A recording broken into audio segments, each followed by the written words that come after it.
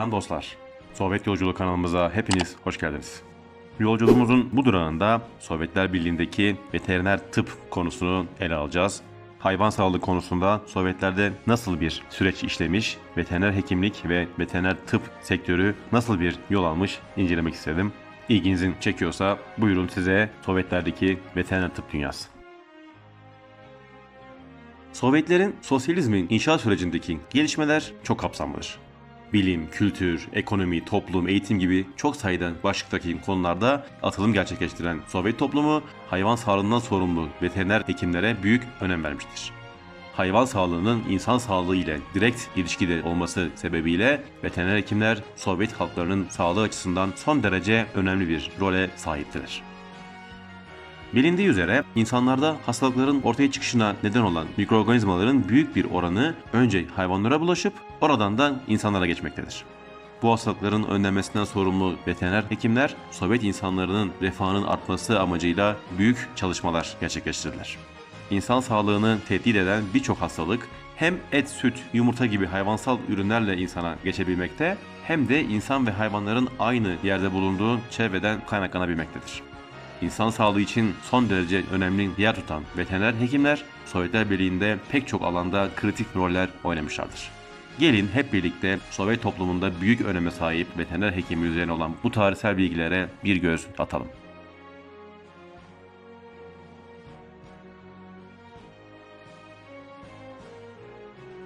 Sayılarla başlarsak yeni Sovyet yönetiminin başarılarını daha iyi göstermiş oluruz.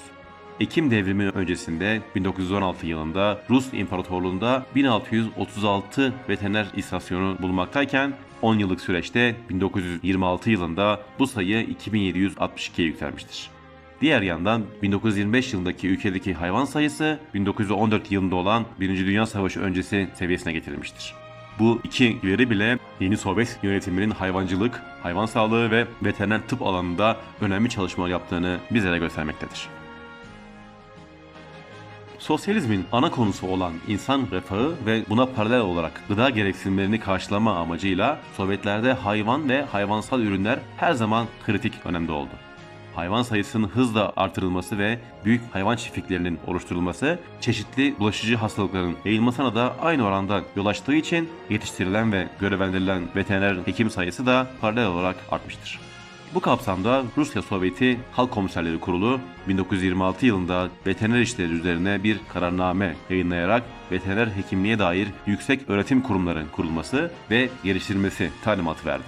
Böylelikle çok sayıda tesis ve tanı laboratuvarı Sovyetlerin ilk dönemlerinden itibaren kurulmaya başlandı ve bu tesislerde aşı, serum gibi teknik araçlar üretilmeye başlandı. Suni tohumlamanın çiftlik hayvanlarındaki ilk uygulamaları Sovyetler Birliği'nde gerçekleşti. 1927 yılında sığırlarda, 1928 yılında ise koyunlarda uygulamalar yapıldı ve bu alanda büyük ilerlemeler kaydedildi. Sovyet bilim insanı İlya Ivanovich Ivanov, başta atlar olmak üzere tüm çiftlik hayvanlarında suni tohumlamanın pratikte kullanılmasının sürecini ilk başlatan kişi olarak tarihe geçti ve büyük başarılara imza attı. 1930 ve 31 yılında Orenburg, Kirov, Türkmenistan Sovyeti ve Azerbaycan Sovyeti'nde çok sayıda tarım enstitüsü açıldı. 32 yılında bu bölümler Tiflis ve Mahaçkale'de de açıldı. Yine sonraki dönemde Harkiv, Leningrad, Omsk, Voronezh, Kursk gibi pek çok bölgede veteriner istasyonları kurularak hayvan sağlığı ve dolayısıyla insan sağlığına yönelik çalışmalar yapıldı.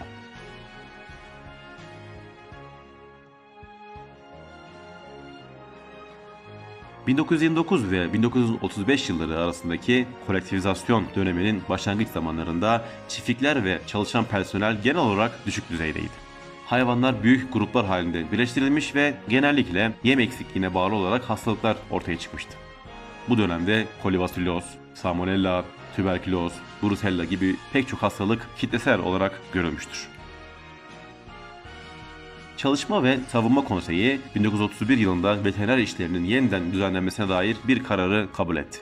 Aynı yıl Merkez Kontrol Komisyonu, İşçi Halk Komiserliği ve Köylü Teftiş Kurulu Başkanlığı veteriner işlerinin durumu ve var olan hayvan hastalıklarıyla mücadele ile ilgili çeşitli kararlar aldılar. 1933 yılında Sovnarkom veteriner işlerinin organizasyonu üzerine bir kararname yayınladı. Ardından veteriner işlerinin iyileştirilmesi Temmuz 1934'te Sovyetler Birliği Komünist Partisi Merkez Komitesi'nin düzenlediği genel kurul toplantısında yoğun olarak tartışıldı. Bu toplantılarda hastalıkların önlenmesi amacıyla genel veterinerlik hizmetleri, veteriner hekimlerin becerilerini ve faaliyet alanlarını geliştirme, gerekli ilaçların ve ekipmanın sağlanması ve hayvan hastalıklarına dair mücadele gibi konular üzerinde duruldu. Bu kapsamda şarbon, kuduz, yanık ara, ayak ve tırnak hastalıkları, ağız hastalıkları, septisemi, koyun çiçeği gibi o dönemdeki hayvanlarda sıklıkla görülen birçok hastalığa karşı önlemler alındı. Tüm bunlarla birlikte tüm araştırma kurumları epidemiyolojik hastalıkların önlenmesi için araştırmalar yapmaya ve yöntemler geliştirmeye devam etti.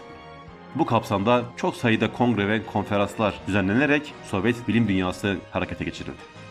O dönemde tedavi edilemeyen hayvan hastalıklarının önlenmesi ve Sovyet veteriner personellerinin geliştirilmesi bu toplantıların ana konusunu oluşturmuştur. Bu kongrelerden ilki Eylül 1930'da, ikincisi ise Ocak 1932'de Moskova'da gerçekleştirilmiştir. 1934 yılına itibaren veteriner ilaçlarının kontrolü için veteriner klinikleri kuruldu. Salgın halinde görülen sığır pnömonisi büyük ölçüde ortadan kaldırıldı. Şarbon, at ensefalomiyelitisi ve koyun çiçeği hastalıklarının Sovyetlerde görülme oranları ciddi ölçüde azaldı. 1936 yılında Sovyet hükümeti yeni bir veteriner tüzüğü yayınladı. Tarımdan meydana gelen değişiklikleri konu alan tüzükte salgın hastalıklara karşı hayvan sağlığı ve halk sağlığının korunmasını sağlamak üzere önlemler bu tüzüğün konusu kapsamındaydı. Bu kapsamda birçok aşı ve serum üretildi. 1940'lı yılların başına gelindiğinde ülkede 600'den fazla aşı ve serum üreten laboratuvar, 20'den fazla biyolojik fabrika ve yaklaşık 10.000 öğrencisiyle 25 veteriner fakültesi ve enstitüsü bulunmaktaydı. Çalışmaları ve buluşlarıyla Sovyet biliminde çığır açan veteriner hekim ve profesör Konstantin Ivanovich Skyabin, ülkenin farklı bölgelerinde solucan ve helmint enfeksiyonlarının yayılmasını engellemek için çok sayıda araştırmalar yaptı ve büyük buluşlara imza attı. Bu kapsamda kendisine 1941 yılında Stalin ödülü verilmiştir. Aynı ödül 1940 yılında yine bulaşıcı hayvan hastalıkları ile ilgili büyük çalışmalara imza atan Profesör Sergey Nikolaevich Viereski'ye de verilmiştir. Günümüzde Belarus'ta ve Rusya'da Viereski'nin adı çok sayıda enstitü ve laboratuvarda bulunmaktadır.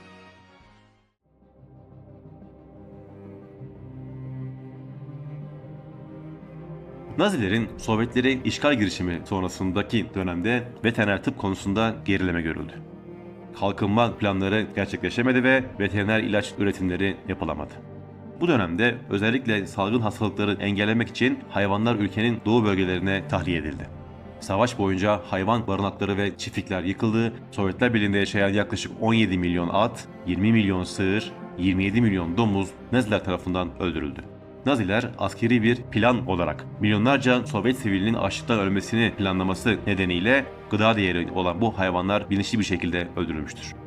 Nazilerin bu vahşet dolu planına günümüzde açlık planı adı verilmektedir. Bu konuyla ilgili başka bir videomda çeşitli bilgiler vermiştim. Sağ üstte koyduğum video linkinden izleyebilirsiniz. Savaş döneminde birçok alanda gerilemeler görülse de savaşın direkt etkilemediği bölgelerdeki laboratuvarlarda çeşitli bilimsel buluşlar da gerçekleştirilmiştir.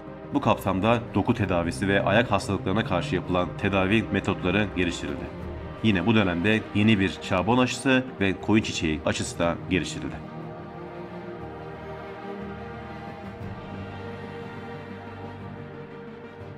Savaş sonrası dönemde pek çok alanda gerçekleşen toparlanma sürecinde diğer alanlarda olduğu gibi veteriner tıp alanındaki çalışmalar da hız kazandı. 1949 yılında kolektif çiftliklerde verimli hayvanların gelişimi için 3 yıllık bir plan kabul edildi. Eylül 1953'te Sovyetler Birliği Bakanlar Konseyi hayvancılığın geliştirilmesi için tedbirler almak amacıyla bir kararname kabul etti. Bu dönemde veteriner bilimlerinin gelişimi geniş bir kapsam halinde yürütüldü. Pek çok yeni bilimsel okul kuruldu, çok sayıda araştırma yapıldı. Pratik uygulamaların da yapıldığı bu kurumlarda daha önce deneyimli olan eğitmenler tarafından hazırlanan kitaplarla çeşitli eğitimler verildi. Veteriner tıp alanında pek çok yeni buluş yapıldı ve bu kapsamda çeşitli ilaçlar kullanılma sunuldu. Uzay yarışı olarak bilinen dönemi kapsayan 1950'li ve 60'lı yıllarda Sovyetler Birliği yörünge altı ve yörüngesel uzay uçuşlarında insanlı uçuşların mümkün olup olamayacağını belirlemek için pek çok köpek kullanmıştır. Dolayısıyla köpeklere dair veteriner tıp çalışmaları hızlanmıştır. Sovyet bilim insanları köpeklerin uzun süreli hareketsizliğe alışkın olduklarını tespit ettikleri için onları görevler için en uygun hayvanlar olarak belirledi. Eğitimlerinin bir parçası olarak köpekler 15-20 gün boyunca küçük kutularda tutuldular.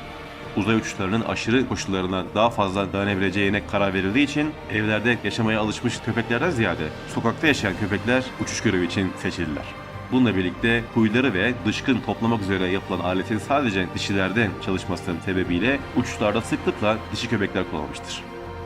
Dezik ve Sigan 1951'de uzaya çıkan ilk köpeklerdir. Laika ise 1957 yılında yörüngeye çıkan ilk köpek olmuştur. Laika adı hala günümüzde saygıyla bilinmektedir.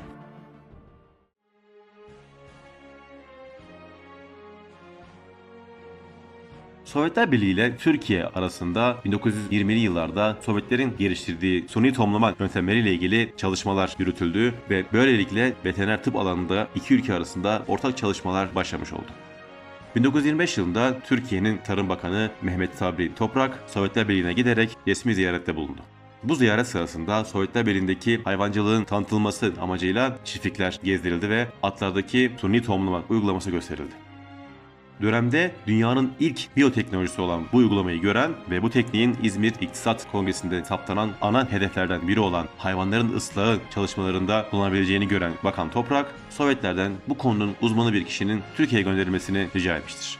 Bunun üzerine Sovyetlerdeki suni tohumlamanın kurucusu sayılan İlya Ivanovich Ivanov'un asistanlarından Mihailov 1926 yılında Türkiye'ye geldi ve Karacabey arasında veteriner hekimlere atlarda suni tohumlama kursu düzenledi. Bu kurs daha sonra çifteler arasında da düzenlendi ve böylece atlarda yapay tohumlama yöntemi Türkiye'deki diğer devlet hayvancılık kurumlarına da yayıldı. Daha sonra özellikle koyun ve sığırlardaki suni tohumlama ve kısırlık konularında yetiştirilmek üzere veteriner hekimler Ahmet Fahri Aras, Tahsin Muslu ve İsmail Hakkı gibi kişiler Sovyetler Birliği'ne eğitim amacıyla gönderildiler. Türkiye ile Sovyetler Birliği arasında sınırın iki yanında bulunan meralardan her iki taraftaki halkın da faydalanması konusunda anlaşmalar imzalandı. İlk anlaşma 1929 yılında uygulamaya sokuldu. Ardından Gürcistan Sovyet Sosyalist Cumhuriyeti sınırında bulaşıcı hayvan hastalıklarının yayılmasına karşı alınacak çift taraflı önlemlere ilişkin anlaşma 23 Şubat 1929 tarihinde Türkiye Büyük Millet Meclisi'nden geçirildi ve 1399 sayı ile yürürlüğe girdi. Bu anlaşmadan sonra 10 Temmuz'la 10 Eylül 1930 tarihleri arasında Moskova'da Türkiye, Sovyetler Birliği ve İran delegelerinin katılımıyla bir toplantı gerçekleştirildi ve hayvan hastalıklarına karşı alınacak ortak önlemler üzerinde görüş birliğine varıldı. Ardından geçen süreçte 2. Dünya Savaşı ve sonrasındaki Soğuk Savaş döneminde ilişkileri kötüleşen Sovyetler ve Türkiye bir daha bu dönemdeki kadar ortak çalışmalar gerçekleştirmemiştir. Evet dostlar, bu videoda veteriner tıp alanında Sovyetler Birliği'nde ne gibi gelişmeler yaşanmış bunları sizlere derlemek istedim. Videoyu izleyenler arasında eminim veteriner hekimler de vardır. Umarım bu konu sizlerin ihtiyaçlarını karşılar. Sovyet bilimi üzerine pek çok videolar yapıyorum. İlgili videolara sağ üstteki linkten ulaşabilirsiniz. Bildiğiniz gibi Sovyet tarihi tüm dünya tarihini etkilemiştir ve bu nedenle konu aldığı alanlar son derece geniştir. Dolayısıyla sadece Sovyet bilimine dair değil, tarih, politika, kültür, ekonomi, askeriye, hukuk, eğitim gibi çok sayıda alanda bu tür belgeseller yayınlıyorum. Yine sağ üstteki linkten tüm belgesellerimize ulaşabilirsiniz. Umarım belgesellerimiz de hoşunuza gider. Diğer videolarda tekrar buluşmak üzere. Sovyet Yolculuğu kanalımızı takip etmeyi ve abone olmayı da lütfen unutmayın arkadaşlar. Sizin konu hakkında katkılarınız varsa da lütfen aşağıda yorumlarda yazın. Hep birlikte tartışalım. Şimdi hoşça kalın.